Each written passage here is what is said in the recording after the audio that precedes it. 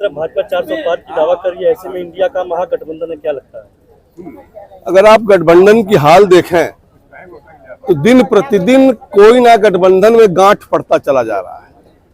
अगर आप बंगाल में उठाकर देखें, बिहार में उठा करके देखें, जम्मू कश्मीर में उठा करके देखें, ऐसे तमाम जगहों पर देखें तो गठबंधन कहीं ना कहीं एक्चुअली कोई के मन का बंधन तो है नहीं, एक मजबूरी का गठबंधन है।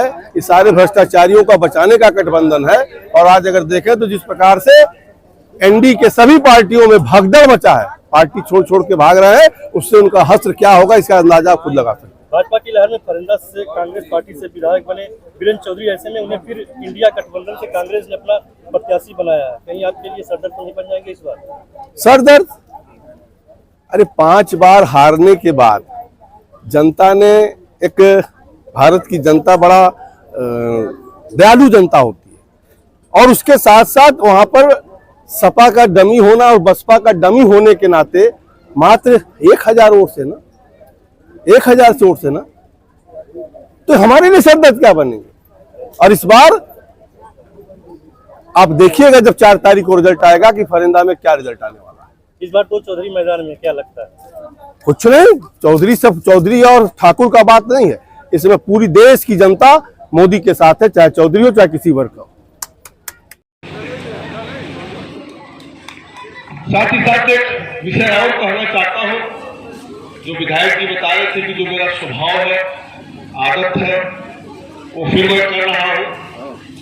लेकिन पहले मैं सांसद जीतता था तो एक लोकसभा का सांसद होता, वो भी बहुत बड़ा क्षेत्र होता, 5 विधानसभा का एक क्षेत्र होता। लेकिन उस समय 5 साल तक मैं जनता के बीच में, अपने कार्यकर्ताओं के बीच में, उनके दुख सुख में सम्मिलित होकर के, और 5 साल में कम से कम 2-3 बार सभी गांवों में मैं निश्चित तौर से पहुंचने का प्रयास करता।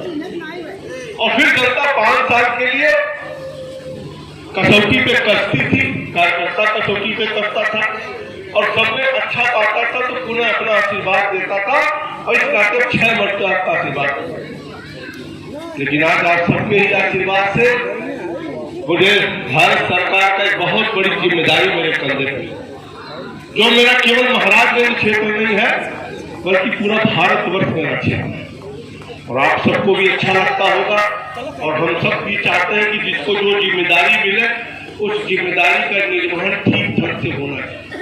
अगर हम सांसद थे तो सांसद की जिम्मेदारी हमको ठीक ढंग से निभाते थे, तब आप बार और आज आपके है प्रतिनिधित्व में पूरे देश में करता है। जो मुझे दायित्व मिला है उस दायित्व को निभाने के लिए पूरे देश में हमको जाना पड़ता है। यहाँ बहुत से हमारे नौजवान साथी खड़े हैं जो फेसबुक चलाते होंगे, सोशल मीडिया पे होंगे, तो दिन प्रतिदिन देखते होंगे कि किसी दिन भी हम लोग बैठे नहीं रहते हैं।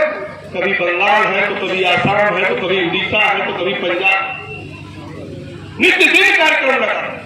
उसके नाते कहीं ना कहीं थोड़ा आने जाने में हमारी कमी हुई है, और जानबूझकर नहीं हुई। उसके लिए भी हम आप ही का काम कर रहे हैं, क्योंकि देश में हम कहीं जाते हैं तो पहले महाराजगंज को बताना पड़ता था कि गोरखपुर और नेपाल के बीच में है महाराजगंज। लेकिन अब हम जब जाते हैं तो अनाउंसर जो खड़ा होता है वो पहले ही बताता, हमारा परिचय देते हुए, कि गोरखपुर उत्तर प्रदेश के महाराजगंज के सांसद